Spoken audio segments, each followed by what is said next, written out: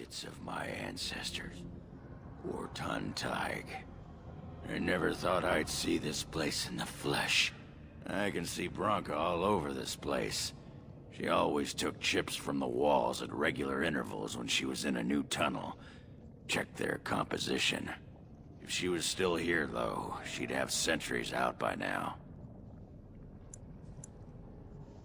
This was Caridin's home, Thaig. He was an Ortan before he got raised to Paragon. Even stayed here when he could have had his own house. I guess he didn't want to move his people to Bunamar. The City of the Dead. Caridin built it to honor the Legion of the Dead, but it was more like a sodding mausoleum than anything. Of course, that was all before he built the anvil. After that, he was the city's pet genius until he angered the king and fell into disfavor.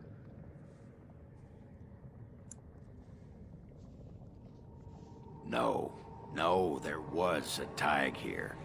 The Ortan Thaig. Bunamar is north and west of here. But that's not important. Or at least I hope it isn't. The City of the Dead is known as the Dead Trenches since the Darkspawn conquered it. Much of the Legion was destroyed when the fortress fell. No one does. At the time, Ortan Thaig was almost part of the main city. No one bothered to mark where the anvil was stored. Now it's impossible to know if it's been moved or even destroyed. But trust me, if we find it, we find Branka. Couldn't have said it better myself. Yeah, let's get going. All right, Ortan Thaig. This is where we find Orta's family records. Probably guarded by a whole bunch of nasties, of course. And some other stuff. Should be other quest items here.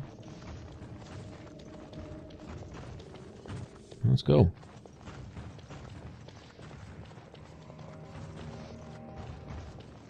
I have a question it may be able to answer, Elder Mage. Must it always be Elder Mage? I'm not a wizened old crone just yet. Would it prefer Mage well At least I'm not the only one Shale calls it, right? The sagging bits? You have an odd way of requesting answers to your questions. I'm curious about the abominations of the tower. Is it possible for such a creature to become human again? Yes, it is simply very difficult. It requires travel into the Fade. And is the mage the same afterwards as Watch the for the mage beast. was before? Huh. Well, had they not been so rudely interrupted by this flock of spiders, I would have liked to have heard Wynn's complete answer to that. You know, a mage being an abomination, it can be reversed. But are they the same afterwards? That's a good question. My only personal example that I have is Connor, the kid that we saved, although I wouldn't call him a full-blown abomination. They referred to him as such, but he looked like a kid who just occasionally had a demon speaking through him. But he was still a kid for all, you know, as far as that's concerned. So, I don't know. But we do see Connor in Inquisition, and he just seems like, you know, just a grown-up guy. I mean, he's sad, of course. He's still carrying the burden of guilt that his mother and Jowan laid on his shoulders, you know, being responsible for everyone in that village dying, just because he was a mage, you know. And he views himself as a monster, rightfully so. He didn't do anything different than what any other mage is going to do at some point, once they find an excuse to do so. He just essentially did it as an innocent kid, and so his version of being an abomination was still to essentially be a kid who just talked with a real deep exorcist voice every once in a while. Anyway, we saved him, and he seemed to be no worse for wear, except for his conscience was concerned. A burden laid on him by his parents and his elders, you know, Jowan, who we did take care of him, so he couldn't kill anybody else.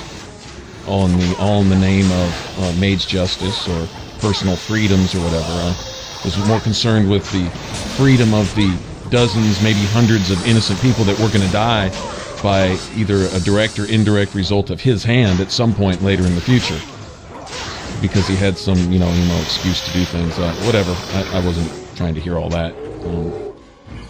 We know that out of Jowan's own mouth, he was not only fully aware of the demon, but also the demon's agenda.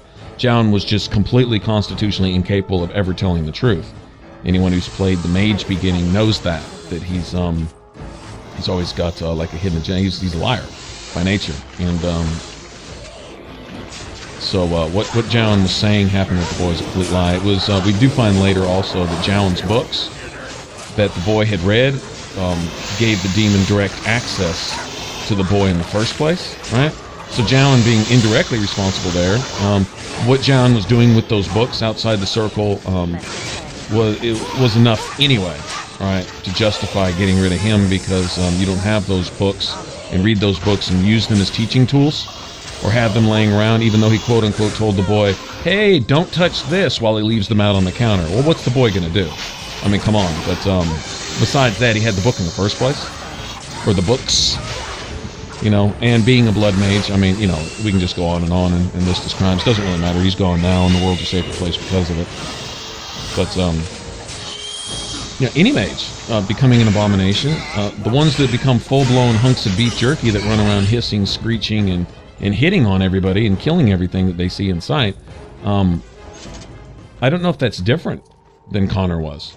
Like, okay, you save Connor and he goes back to being a boy minus the demon who talks through him occasionally. But the one who's physically altered and turned into this, you know, lump of angry flesh, if you take that away, then what's left of that person? And that is a good question. I think Wynn was going to answer that in at least in part. Kind of thinking about keeping these two together for a while just to see if that conversation comes back up. Probably not. Probably won't get that dialogue again. Okay, now that casket is where we return the Topsider's honor sword parts to, and we'll get the full sword. You essentially go collect all the pieces from basically these Darkspawn bosses that we'll find.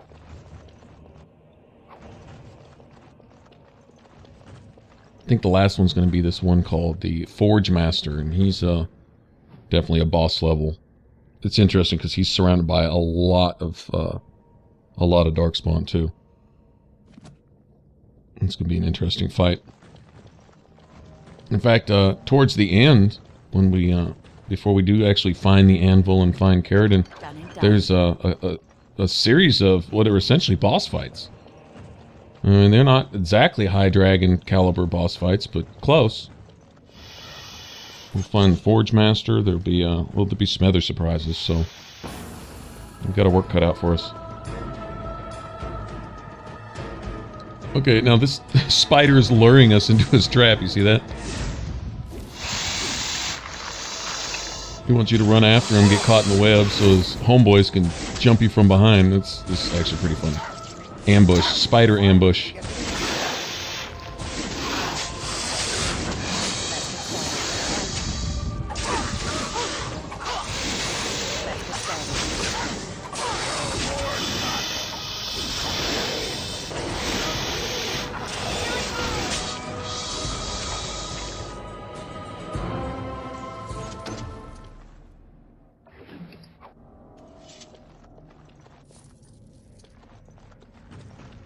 Okay, if I remember right, either way you go through here, it doesn't really matter. And then we're going to come into this big open area with some bridges. This is the actual Thaig itself. I guess a Thaig is the Dwarven version of a neighborhood. We were asking if it was a city, and Ogren was like, no, it's not a city, a Thaig was here. And obviously being a place where dwarves live and stuff, but as opposed to Orzammar, which is the actual city, you know, marketing, trade center, and, you know, seat of politics, and all the other things that go on in a city. This is just their version of a neighborhood. Deep Road's neighborhood, I guess.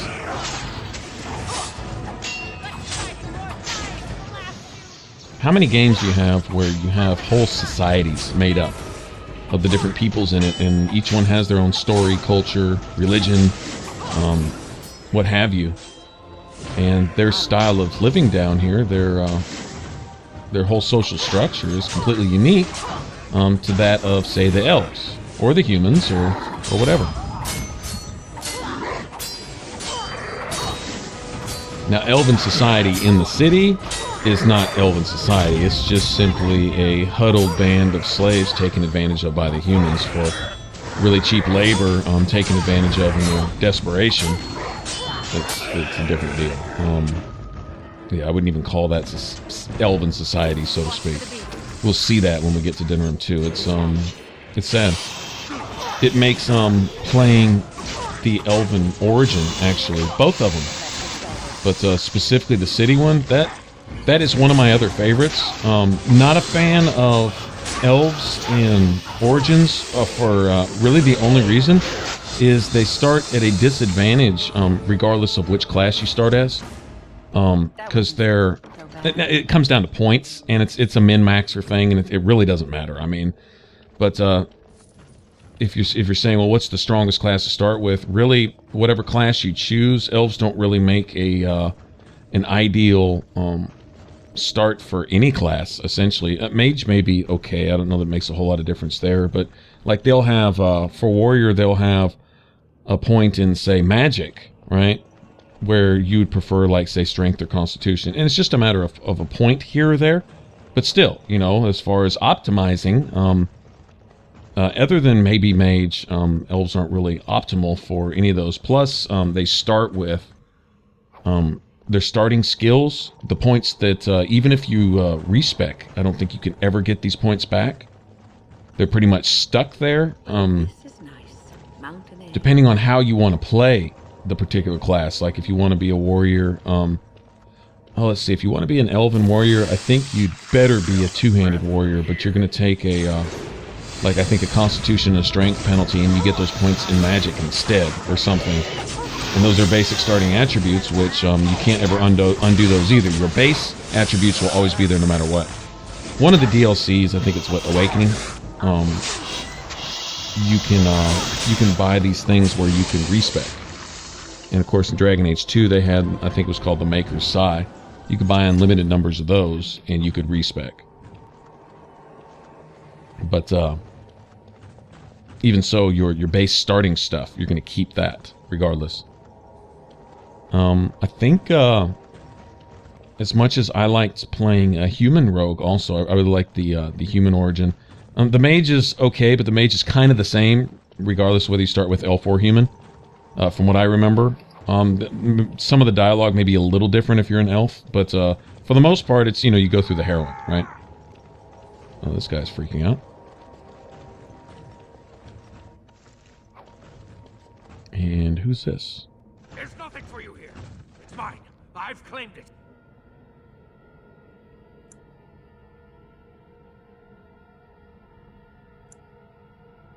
Clan? No, but it's still mine.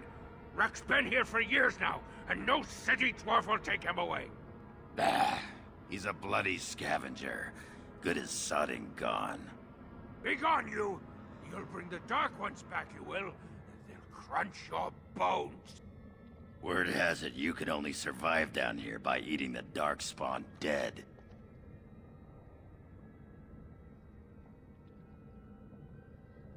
It burns when it goes down. It burns! It's my claim, not yours. Crunch your bones! Oh, well, okay. That's that lady's son whom she lost down here that we're looking for. Find out, well, he's still alive, sort of. Yeah. Maybe I really like the human origin where you see Rendon House, you see his treachery where he's his job is essentially to prevent any backup from reaching Ostagar, which is the Kuslan and their army, the Kuslan and their family and their soldiers, their guards, their whatever, what have you, were essentially supposed to come to back up the king's troops at Ostagar, and of course they don't get there because Howe's men, rather than showing up at Ostagar, he takes all of his men and brings them in the gates and slaughters everybody in their sleep, and he tries to commit complete, what do you call it, fratricide or whatever, where you kill off the entire family and the family line.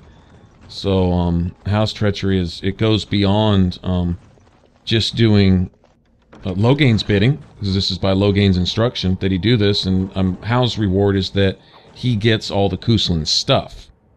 he'll get their what do they call it? Their bandship or whatever? Lordship. Hold on a second. Go away. This is mine.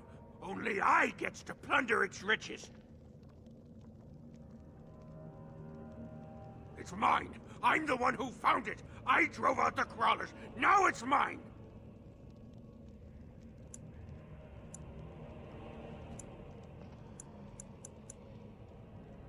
Pretty lady, pretty eyes, pretty hair. Smells like the steam of burning water. Blue as the deepest rock. So, the pretty lady won't take anything from Ruck? You won't take Ruck's shiny worms and pretty rocks?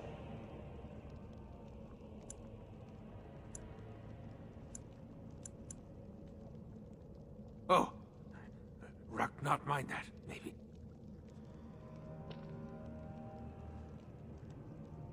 Ruck has some things from the camp. Sometimes the webs. You give him shiny coins, no? Poor guy. Wow. Alright, so he's been surviving off the darkspawn that are either dead from the spiders that he kills down here, and yeah, that's just nasty as shit, but interesting is he takes the blood and you look what happens to him. Well, my character's a dwarf, and we have to drink darkspawn blood to become a warden, right?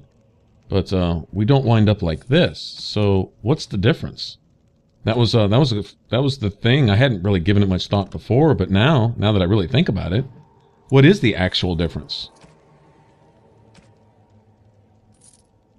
between him and myself? The fact that he eats the darkspawn, or ate and drank the blood without the ritual that goes along with being a warden? The pretty lady returns. I am so pleased. Ruck's been thinking about you.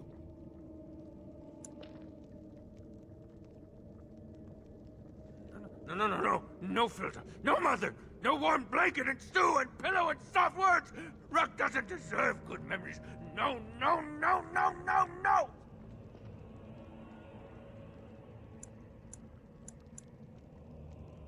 She did not know, not what I did. I was very angry, and then someone was dead, and they wanted to send Ruck to the mines. If I went to the mines, she would know. Everyone would know. So I came here instead. Once you eat, once you takes in the darkness, you not miss the light so much. You know, do you not? Ruck sees. Yes, he sees the darkness inside you.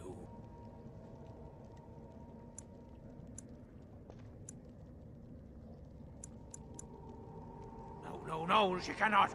She remembers a boy, a little boy with bright eyes and a hammer, and she cannot see this. Swear, promise, vow you won't tell.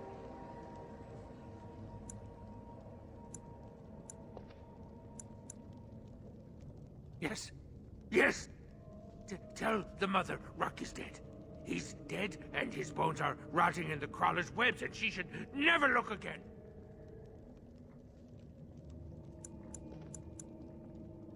Pretty lady is like mother, yes. Too good, too pretty for the darkness. Wow, okay. Well, Win like that. Look, we finally maxed out Win's approval. That's cool. Massive willpower, so she's got I think a total now of what? +8? Bronca's old camp. Did you see the marks on the floor? There were a lot of people and fires there once. Now I know she's not here anymore. She'd never have let something like that sleep in the same spot she did. Wow. Okay, well, watch yourself, Ogren, because, you know, I think the guy's got it hard enough. Leave him be. Okay, so the guy gets into a fight with somebody and accidentally or otherwise kills that person, which is about all we've seen dwarves do since we've been here. This seems to be dwarven culture, is find an excuse to kill the next guy because they pissed you off, because they, I don't know, dishonored your ancestor or something, or insulted you publicly, or said, you know, wrote the wrong thing about your paragon forefathers or something.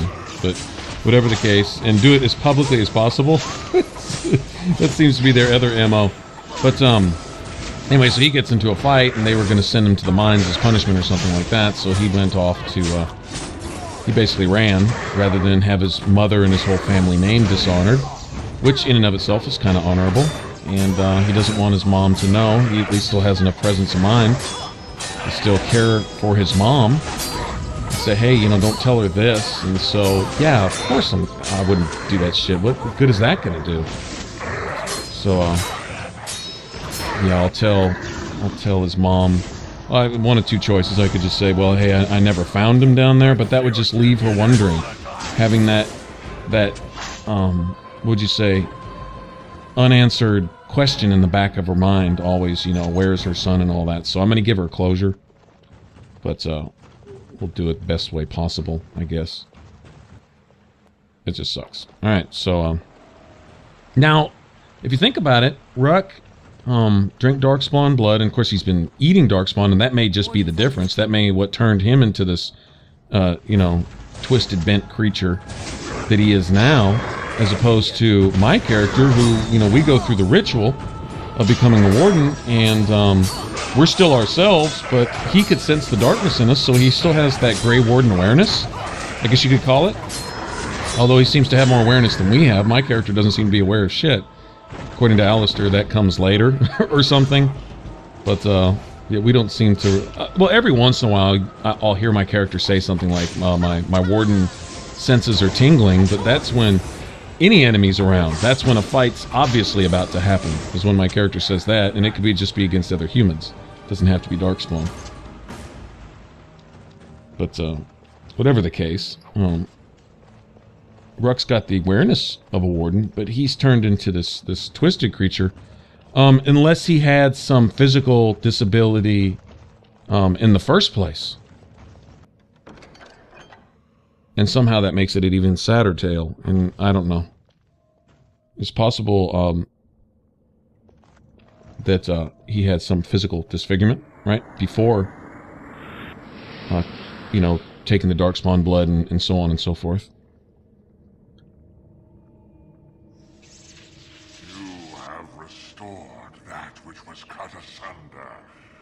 And revealed my hiding place. Speak your intention. Seek you vengeance or reward? My deception was convenience, not cowardice. A fight you want, a fight you shall have. My deception, so what, we're gonna fight this guy regardless? I don't know, I think if you let him go, we actually don't, but maybe you'll see him later. Regardless, I'm not fixing to set this thing free. So that's definitely not in the job description, letting this guy go. Now we are gonna meet someone later, who's, I'll just leave it at that. Although, probably many of you watching this have already played this a million times over also, but still, you're gonna see someone later who's been surviving the same way as Ruck has, and we'll see if they are physically bent up like Ruck was. And if not, then that leads me to believe that Ruck's disfigurement was possibly, like I say, there before he ever ate Darkspawn or drank their blood or any of that. That simply by drinking the blood, you see the of course, you see the blackness around the eyes, like Loghain has, by the way, and Loghain hasn't drank any Darkspawn blood yet. I think you can choose to make him, well, we won't get into all that, but, Loghain has something of that, the black eye look. But we don't have that, and, Duncan didn't have that, Alistair doesn't have that. All Alistair has is nice hair, so, I don't know. See it affecting some people differently. And wardens, if they don't turn out normal and become wardens, then they die. They just die straight out. There is no in between. So I'm kind of interested in what decides all that. What dictates whether you live or die or become this tainted, version of yourself or whatever.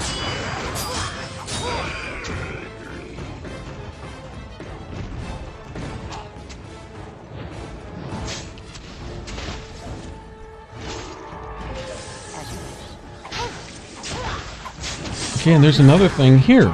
These aren't demons, right? These are angry dwarf spirits, right? Because, well, dwarves just stay angry. That's their job, is to be angry.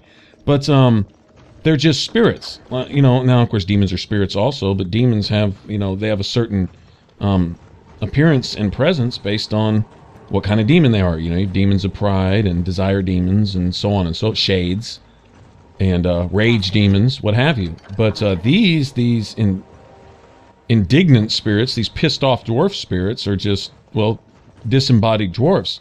I wonder, are these the dwarves who were once golems? Because I see them here with the golems, right?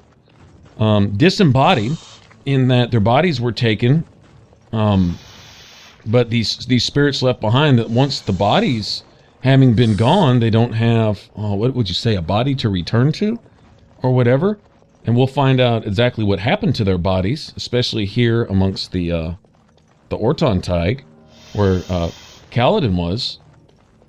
And kind of curious why these dwarf spirits are a little different. Also, the fact that dwarves can't be mages and really have no connection to the Fade. I think that's in the words of Dagna herself in Inquisition. They have no connection with the Fade. Heard that somewhere. But they can't even dream. They don't even know what a dream is like. They have to hear about dreams from other people who can dream, for example. And so, would a dwarf spirit be different than, say, a person spirit or an elf's spirit? Are they not capable of becoming demons? And so all they can just be is pissed off, disembodied versions of themselves? I'm just saying, I don't know. But also notice that these dwarfs, they're the pure white color. I don't know if that's significant or not. But, although, yeah, they're trying to kill us too. They at least don't appear to be demons, per se.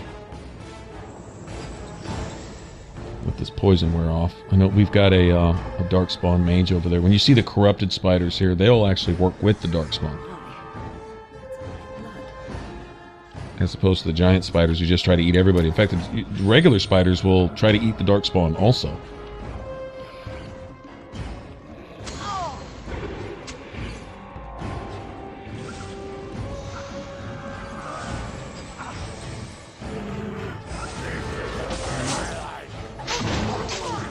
Okay, now, I'd like to point out that Wynn was not able to hit that guy with Mana Clash like she normally would, because she'd already spent all that time putting regeneration and things like that on us. Of course, I don't know why she was still standing on top of the bridge either.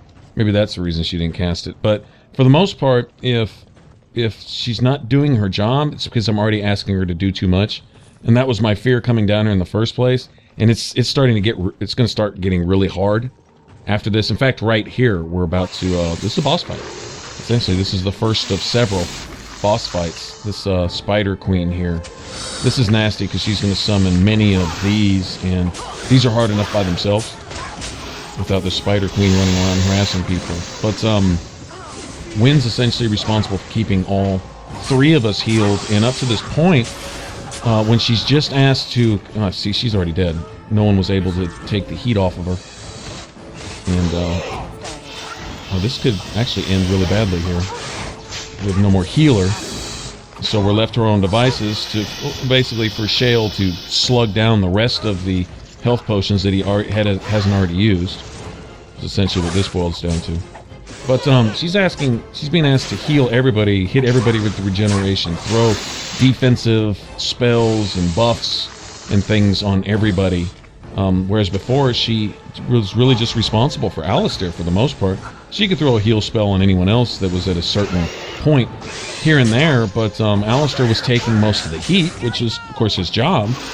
And by design, those tactics work. That's like your basic blueprint for success, is tank draws the heat, mage heals tank, and the DPS kill everybody that's worried about the tank, you know. And now, there really...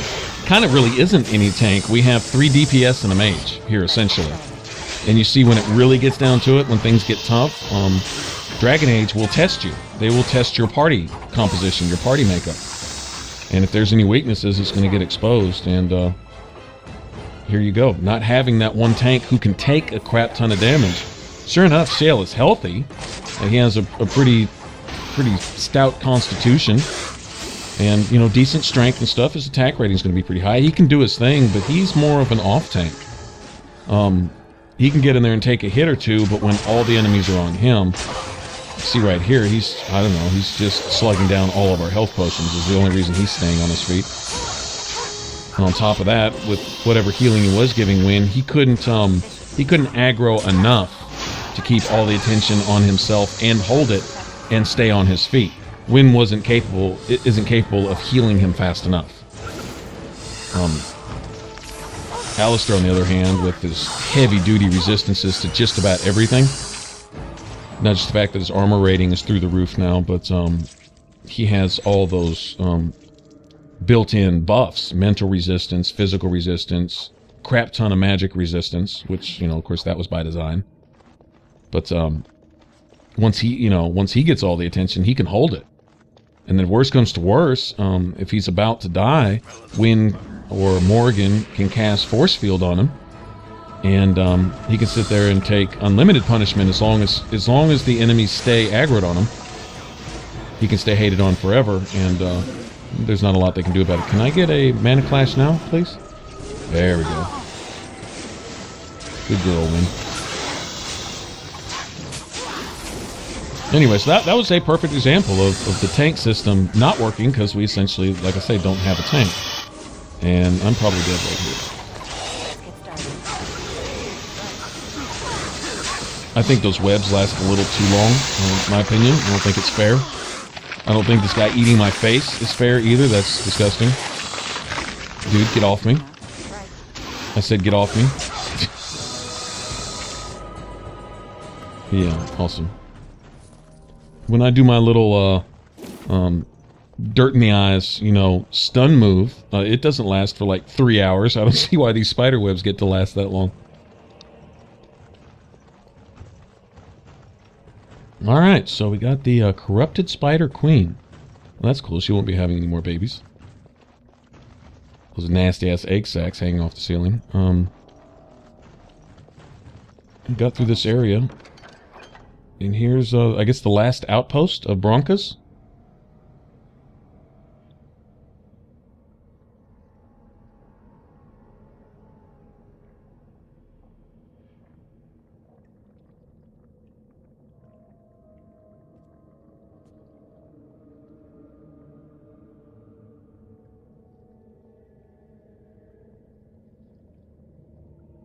Bronca was thinking about me.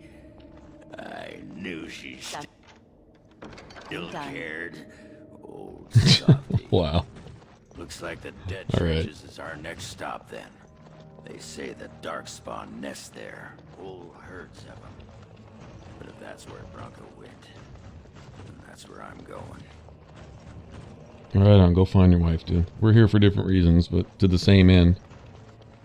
Ogren's really cool, man. They once again, just, they went beyond themselves in scripting him as a character, developing him as a character. It's awesome. All right, thanks for watching, and we'll get to the dead trenches and try to end this deal on the next one. All right, if you want to subscribe, click that button over my head for all my videos. Origins at the top, all the rest of them at the bottom. All right, y'all take care. Bye bye.